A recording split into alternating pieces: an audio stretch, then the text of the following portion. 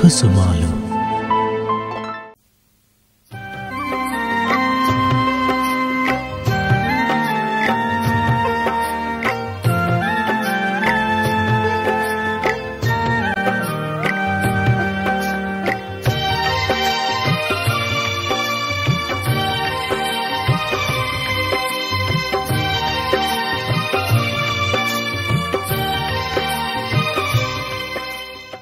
నమస్తే, దివ్య కుసుమాలు కార్యక్రమానికి స్వాగతం. ముందు ఎపిసోడ్లో మనం మాతేశ్వరి జగదంబ సరస్వతి గారి గురించి ఎన్నో విషయాలను తెలుసుకున్నాం కదా. మరి ఇప్పుడు కూడా మనం వారి యొక్క ఎన్నో విశేషతల్ని, ఎన్నో అనుభవాల్ని తెలుసుకోవడానికి రెడీ అయిపోదాం. మరి అవన్నీ మనకు తెలియచేయడానికి మనతో పాటు ఉన్నారు లావణ్యకి గారు. ఓం శాంతి. ఓం శాంతి. దివ్య కుసుమాలు కార్యక్రమానికి స్వాగతం. మరి ముందు ఎపిసోడ్లో మనం మాతేశ్వరి జగదంబ గురించి ఎన్నో విషయాలు తెలుసుకున్నాము. అయితే వారికి అంటే లౌకికంగా ఉండేటప్పుడు, అంటే సత్సంగానికి రాకముందు వారికి ఎలాంటి పరీక్షలైనా ఎదురయ్యాయంటారా? అలాంటి విఘ్నాలు లాంటి సమస్యలు, పరీక్షలు ఏమీ ఎదురవ్వలేదు. కాకపోతే వాళ్ళ అమ్మగారు తనకి 17-18 సంవత్సరాల వయసు వచ్చాక వివాహం చేయాలని మాత్రం అనుకున్నారు. ఓం రాధ వెంటనే బాబా దగ్గరికి వచ్చినప్పుడు బ్రహ్మ బాబా దాన్ని గ్రహించి యుక్తిగా తనని అడిగారు, నీవు వివాహం చేసుకుంటే పట్టు పీతాంబరధారి శ్రీకృష్ణునితో వివాహం చేసుకుంటావా, లేకపోతే ప్యాంటు కోటు ధరించినటువంటి ఒక సాధారణమైన కలియుగంలోని వ్యక్తితో చేసుకుంటావా అని అడిగారు. నీకు నేను 24 గంటల సమయాన్ని ఇస్తూ ఉన్నాను, నువ్వు బాగా ఆలోచించి నాకు సమాధానం చెప్పు అన్నారు.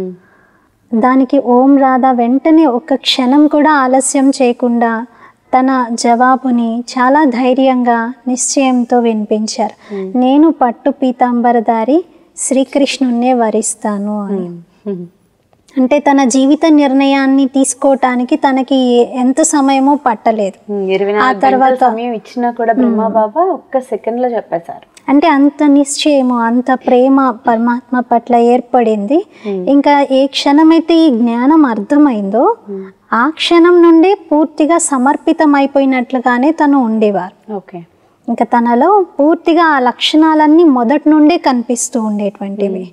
తనకు ఈ అలౌకిక జన్మ, జనరల్గా ఏంటంటే అలౌకిక జన్మ తీసుకున్న తర్వాత అందరూ ఒక్కొక్క లక్షణాన్ని నెమ్మదిగా ధారణ చేస్తూ వస్తారు. అంటే పరమాత్ముని పొందిన తర్వాత ఈ జీవితంలో ఇలాంటి సంస్కారాలు ఉండాలి, ఇలా నాలో ధారణ జరగాలి, ఇవి నాలో ఉండాలి అని. కానీ ఓం రాధ ఎప్పుడైతే యజ్ఞంలో వచ్చారో, ఈ సత్సంగానికి వచ్చారో, రాగానే తనలో ఆల్రెడీ ఆ సంస్కారాలన్నీ ఉన్నట్టుగానే కనిపించారు. ఎక్కువ సమయం కూడా పట్టలేదు. తనకు ఏ విషయంలో పరివర్తన చేసుకోవడానికి, మార్పు తీసుకురావడానికి తనపైన తను ఎక్కువగా శ్రమ చేయవలసిన అవసరం ఏర్పడలేదు. ఎందుకంటే మహాభారతంలో చూపిస్తారు, ద్రౌపదిని యజ్ఞసేనాని అంటారు. అంటే యజ్ఞం నుండే తన జన్మ జరిగింది అని.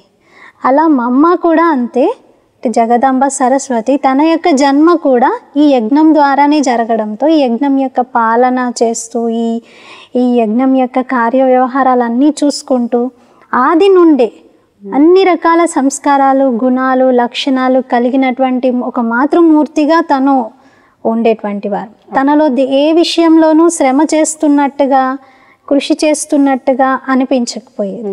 అంటే సహజంగా ఆ స్వరూపము మా అమ్మలో కనిపిస్తూ ఉండేటువంటిది. అయితే రాధా గారిని ఓం రాధా అని, జగదంబ, మాతేశ్వరి అని, సరస్వతి అని ఇన్ని రకాలుగా పిలిచేవారు. మరి అలాగే యోగిని, తపస్విని అని కూడా అనేవారు. అయితే వారి యొక్క తపస్సు ఎలా ఉండేది? మా అమ్మ యొక్క వ్యక్తిగత పురుషార్థము చాలా ఆదర్శంగా ఉండేది. బాబాని ఉన్నది ఉన్నట్లుగా ఫాలో చేసింది మా అమ్మ. బ్రహ్మ బాబా ఎలా తన జీవితాన్ని సమర్పణం చేశారో, ఎలా తను శివబాబాని అనుసరిస్తూ నడుచుకున్నారో అలా మొదటి నంబర్లో ఫాలో చేసింది మా అమ్మ అని చెప్పవచ్చు. బ్రహ్మ బాబా 2 గంటలకు మేల్కొనేవారు అంటే మా అమ్మ యొక్క రూమ్లో కూడా వెంటనే లైట్ పడిపోయేది. బాబా 1:30కి మేల్కొన్నారంటే మా అమ్మ రూమ్లో కూడా 1:30కే లైట్ వెలిగిపోయేది. అంటే అమృత వేళ చాలా తొందరగా లెగవటము, మళ్ళీ అమృత వేళ సమయంలో చాలా ఏకాంతవాసిగా అయిపోయి పూర్తిగా లీనమైపోయి పరమాత్మ యొక్క ప్రేమలో లీనమై తను యోగం చేస్తూ ఉంటే కళ్ళ నుండి ప్రేమ యొక్క బాష్పాలు కారుతూ ఉండేవి. అంటే అంత మంచి నిశ్చలమైనటువంటి యోగి స్వరూపం ఉండేది. ఎప్పుడు కూడా ఏ సేవా కార్యక్రమం జరిగినా, ఎంత ఆలస్యంగా నిద్రపోయినా మమ్మాలో కొంత కూడా బద్ధకము, కొంచెమైనా మత్తుగా ఉండడము అలాంటిది అసలు ఎప్పుడు కనిపించలేదు. మమ్మకి పౌర్ణమి చంద్రుని యొక్క కాంతిలో యోగం చేయడం అంటే చాలా ఇష్టం. వెన్నెల కాంతిలో నిండు పౌర్ణమి ఉన్నటువంటి రోజైతే రాత్రంతా అలా కూర్చుంటూ ఓపెన్ టెర్రాస్లో యోగం చేస్తూనే ఉండేటువంటి వారు.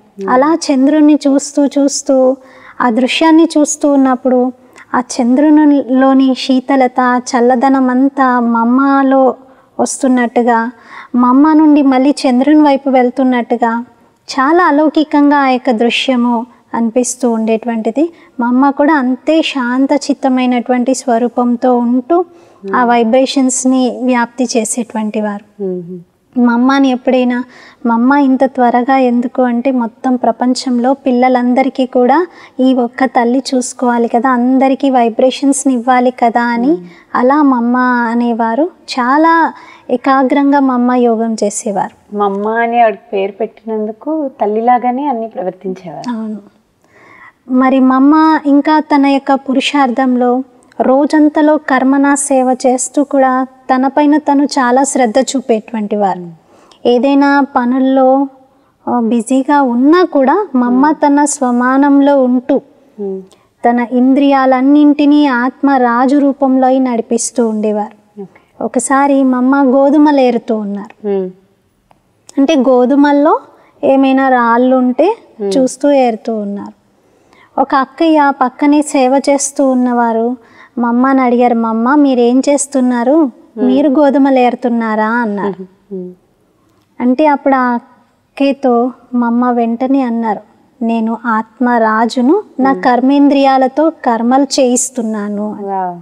అంటే నేను ఒక సాధారణమైన కర్మ చేయటం కాదు, నేను ఆత్మరాజును ఇంద్రియాలతో చేయిస్తున్నాను అన్నారు. అంటే అలా పూర్తిగా యోగయుక్తమైనటువంటి స్థితి ఉండేది. ఒకసారి అయితే బాంబేలో రమేష్ భాయ్ అని మన సంస్థలో ముఖ్యమైన మేనేజింగ్ ట్రస్టీ ఉన్నారు. ఆ అన్నయ్య గారి యొక్క వెహికల్లో మా అమ్మ వెళ్తూ ఉన్నారు. బాంబేలో ఏదో సేవ నిమిత్తం మా అమ్మ వెళ్ళారు. ఆ సమయంలో కారులో వస్తూ ఉన్నప్పుడు దారిలో ట్రాఫిక్ జామ్ అయి ఒక చోట కార్ ఆగింది. అక్కడ ఎదురుగా ఒక చక్కటి హోర్డింగ్ పైన ఒక అడ్వర్టైజ్మెంట్ కనిపిస్తూ ఉంది.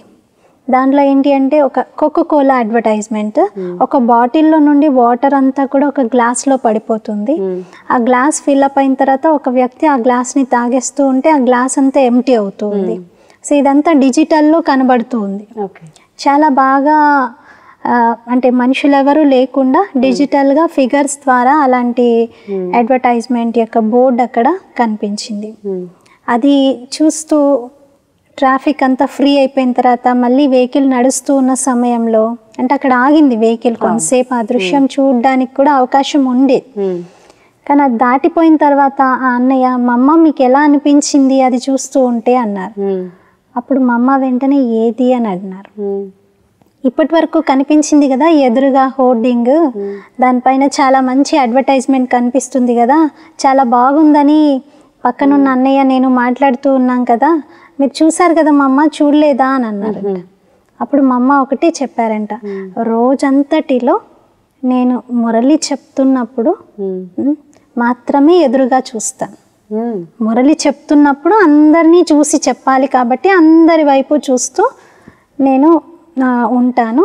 మిగతా రోజంతటి దినచర్యలో మురళి తప్ప నన్ను నేనే చూసుకుంటూ ఉంటాను అన్నారు. అంటే తన పైన, తన యొక్క స్థితి పైన, తన ఆలోచనలు, తన దృష్టి పైన అంతగా శ్రద్ధ, అంత కేర్. అంటే ప్రతి క్షణం కూడా తన దృష్టి ఇతరుల పైన, ఎదుట ఉన్నటువంటి విషయాలపైన ఉండటానికి బదులుగా స్వయం యొక్క స్థితి పైన ఉండేవి. అందుకే మమ్మ అందుకే మమ్మ స్వరూపంలో ఎప్పుడు ఎవరికైనా కూడా ఆ దివ్యత అలౌకికత కనిపించేది. సాక్షాత్ లక్ష్మీదేవి అంటే లక్ష్మీదేవి లాగే అనిపించేవారు. ఏ క్షణంలో కూడా మమ్మలో సాధారణత కనిపించలేదు. అంటే ఎప్పుడు కూడా నార్మల్గా అందరిలాగా నవ్వటము, అందరిలాగా నార్మల్ బిహేవియర్ కనిపించటము అలాంటిది ఎప్పుడూ లేదు.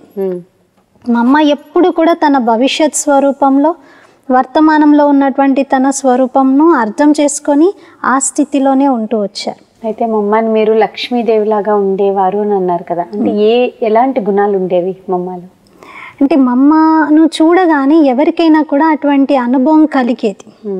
అమ్మలో నిజంగా లక్ష్మి అని చెప్పటానికి జ్ఞాన ధనం యొక్క దేవిగా ఉండేవారు.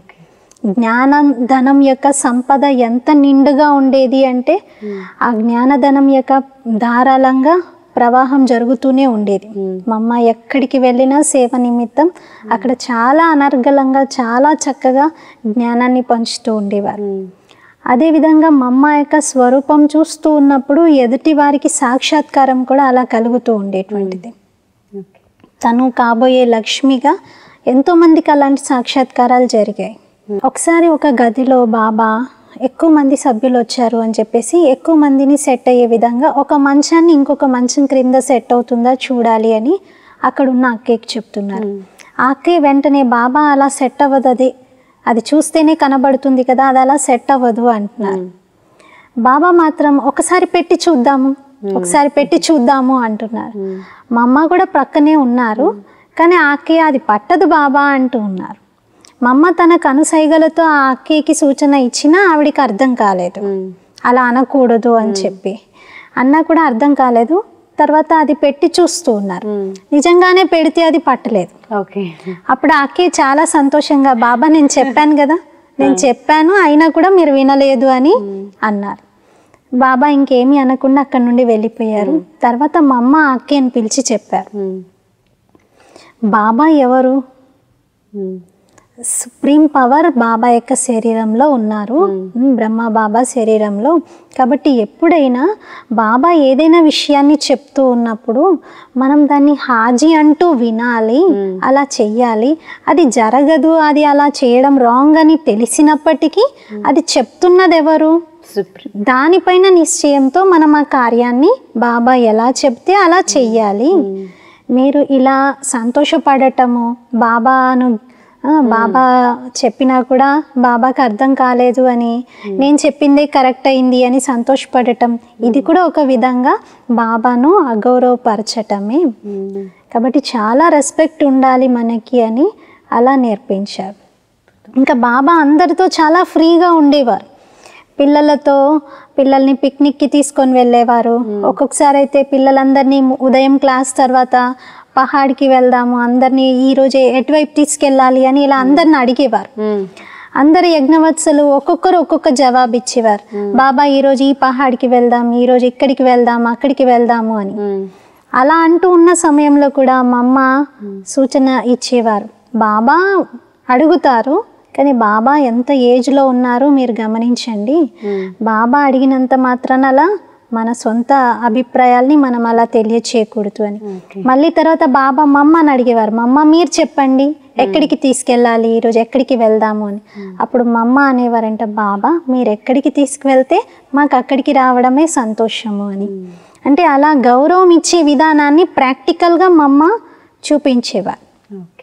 పిల్లలు ఆడుతూ కూడా ఒక అక్కయ్య ఈరోజు నేను బాబాని గెలిచాను అని అన్నారు బ్యాడ్మింటన్ ఆటలు. అప్పుడు మా అమ్మ అన్నారంటే, ఎప్పుడు అలా అనకూడదు, మనం బాబాని గెలిచాము అనకూడదు, నేను ఆట గెలిచాను అనండి, అంతేకాని బాబాని గెలవడం కాదు అని. ఇలా తండ్రికి ప్రతి నడవడికలో సంస్కారం ఉండేలాగానే చూసుకునేవారు. బాగా గౌరవం ఇచ్చేటువంటి వారు, రెస్పెక్ట్ ఇచ్చే విధానాన్ని పిల్లలకి బాగా నేర్పించేవారు. ఇలా అయితే బాబా చాలా మందికి పరీక్షలు పెట్టేవారు అని విన్నాం. మరి మా అమ్మకి ఎప్పుడైనా అలా పరీక్షలు పెట్టారా? మా అమ్మకి కూడా చాలా రకాల పరీక్షలు. అంటే బాబా అది కూడా ఎలా అంటే పిల్లలందరికీ మా అమ్మ ఎంత ఉన్నత స్థితిలో ఉన్నారో చెప్పడానికి. బాబా ఒకసారి అయితే 36 అతుకులు ఉన్నటువంటి ఒక చీరని ఇచ్చేసి మా అమ్మని ధరించమన్నారు. మా అమ్మ అది వేసుకున్నారు, రోజంతా అదే శారీతో ఉన్నారు. 36 అతుకులు ఉన్నాయి. అంటే మా అమ్మలో దేహాభిమానం లేదు.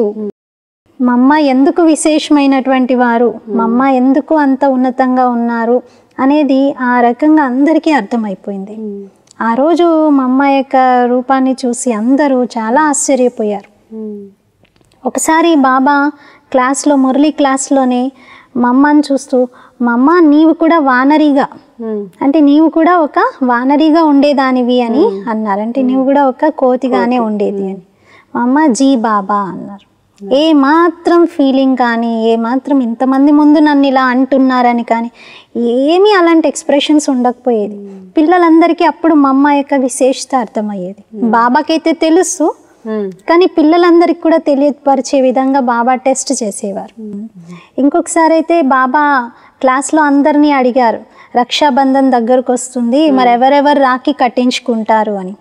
అందరూ చెయ్యెత్తారు, కానీ మా అమ్మ మాత్రం చేతులు ఎత్తలేదు. బాబా మా అమ్మ వైపు చూసి అడిగారు, మా అమ్మ నీవు రాఖీ కట్టించుకోవా అని. అప్పుడు మా అమ్మ అన్నారంట, బాబా రాఖీ అనేది నాకు కట్టబడే ఉంది, అసలు రాఖీ తీయలేదు ఎప్పుడు, రాఖీ కట్టబడే ఉంది అని. అంటే పవిత్రత యొక్క కంకణం ఎప్పుడు కట్టుకొనే ఉన్నాను అని అలా సమాధానం ఇచ్చారు. అప్పుడు బాబా అన్నారంట, మీరందరూ కూడా ఫెయిల్, మా అమ్మ పాస్ అయ్యారు అని. బాబా అప్పుడప్పుడు రమణీకంగా పిల్లల్ని మురళి వినిపిస్తున్నప్పుడు క్లాస్ చేయిస్తూ అడిగేవారంట, మీ అందరికీ బాబా పైన ఎంత ప్రేమ ఉంది, బాబా ప్రేమలో ఏదైనా చేస్తారా అని అడిగేవారంట. పిల్లలు చేస్తాము అని అనేవారు. మరి బాబా కోసము మీరు ప్రాణాలైనా అర్పిస్తారా అంటే అర్పిస్తాము అన్నారంట. అయితే బాబా ఇప్పటికిప్పుడు మిమ్మల్ని బావిలో దూకమంటే ఎంతమంది దూకుతారు, చేతులు ఎత్తండి అని అడిగారంట. చాలా మంది చెయ్యెత్తారంట. మా అమ్మ చెయ్యెత్తలేదంట. బాబా మా అమ్మని చూసి అడిగారంట, ఏంటి మా అమ్మ మీరు చెయ్యెత్తలేదు అని అంటే, అప్పుడు మా అమ్మ అన్నారంట, నాకు మీ పైన ఎంత నిశ్చయం ఉంది అంటే మీరు ఇలాంటి ఆజ్ఞ ఎప్పుడు ఇవ్వరు అనే నిశ్చయం ఉంది అన్నారు. అద్భుతం. అప్పుడు బాబా మా అమ్మని మెచ్చుకొని పిల్లలందరితో అన్నారంట, ఏంటి బాబా ఏమైనా మిమ్మల్ని నిజంగా బావిలో దూకమంటారా, మీరందరూ అలా చెయ్యెత్తారేంటి అని. అంటే మా అమ్మని పరీక్షిస్తూ పిల్లలకి జ్ఞానం అర్థం చేయిస్తూ ఉండేవారు. అలా మా అమ్మ ప్రతి పరీక్షలో కూడా పాస్ అవుతూ అందరి ముందు ఆదర్శంగా నిలుస్తూ వచ్చారు. అయితే ఎన్నో విషయాలను తెలియచేశారు. మరి మా అమ్మ యొక్క అంతిమ స్థితి ఎలా ఉండింది? మా అమ్మకి 1964 సంవత్సరంలో కొంత శారీరక వ్యాధి కారణంగా హాస్పిటలైజ్ అయ్యి కొద్ది రోజులు ట్రీట్మెంట్ తీసుకొని బాంబేలో ఉంటూ వచ్చారు. తర్వాత అది ఇంకా పెరిగి జబ్బు తీవ్రం అవ్వడంతో 1965లో మౌంట్ ఆబుకి మళ్ళీ తీసుకొచ్చారు. అంటే కొద్ది నెలలు బాంబేలోనే ఉంటూ ట్రీట్మెంట్ తీసుకున్నారు.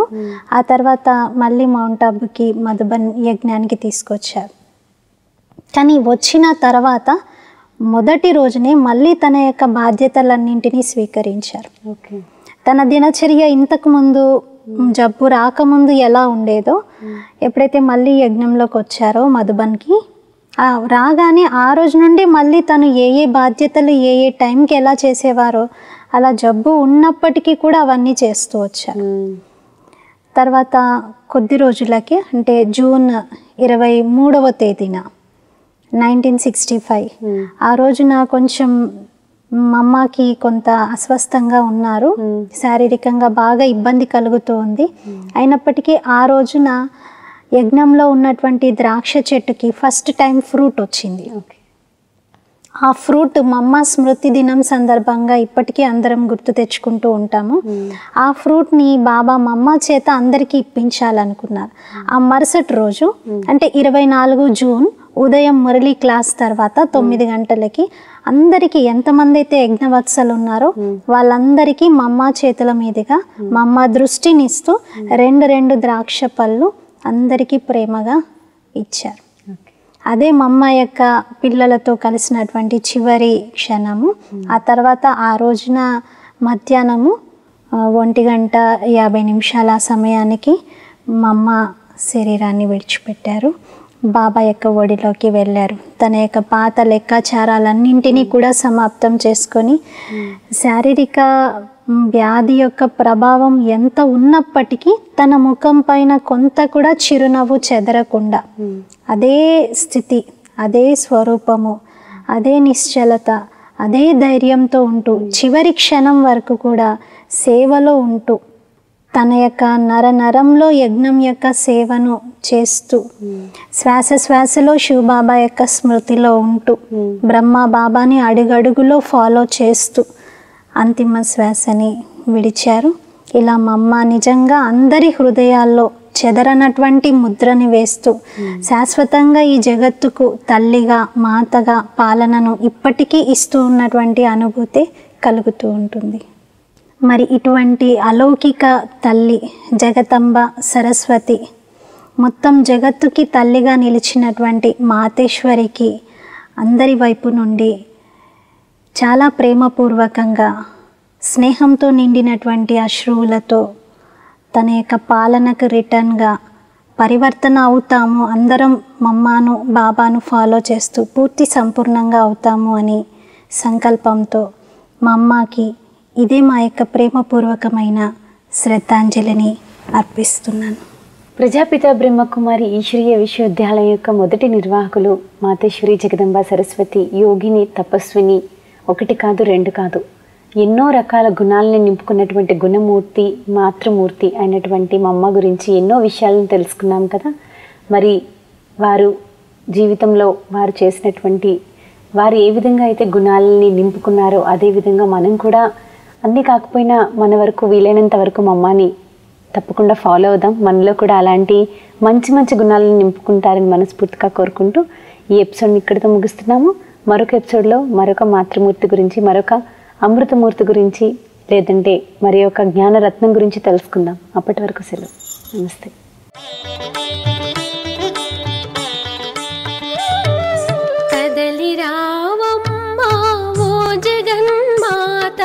శివశక్తి స్వరూపిణి ఓ మహిళ, కదలి రావమ్మా ఓ జగన్మాత, శివశక్తి స్వరూపిణి ఓ మహిళ.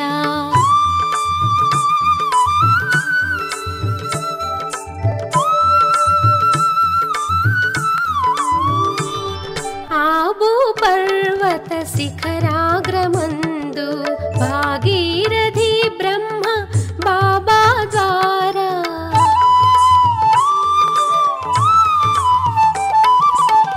ఆబు పర్వత శిఖరాగ్రమందు భాగీరథి బ్రహ్మ బాబా ద్వారా అవతరించెను పరమశివుడు జ్ఞాన సాగరుని జటాజూటాన చైతన్య గంగ భవాని నీవేనమ్మ, కదలి రావమ్మ ఓ జగన్మాత, శివశక్తి స్వరూపిణి ఓ మహిళ, కదలి రావమ్మ ఓ జగన్మాత, శివశక్తి స్వరూపిణి ఓ మహిళ.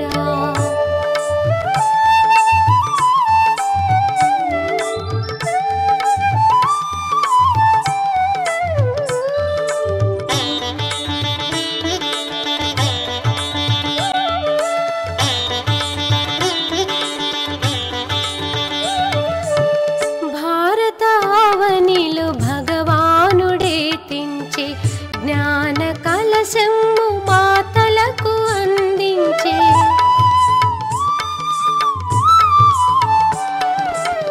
భారతావనిలో భగవానుడే తెంచే జ్ఞాన కలశము మాతలకు అందించే, జ్ఞాన ధనరాశి ఓ మహాలక్ష్మి, కలియుగ కల్మషాలు కాలరాయగ నేడు అవతరించిన ఓ కాళీమాత, కదలి రావమ్మ ఓ జగన్మాత, శివశక్తి స్వరూపిణి ఓ మహిళ, కదలి రావమ్మ ఓ జగన్మాత, శివశక్తి స్వరూపిణి ఓ మహిళ.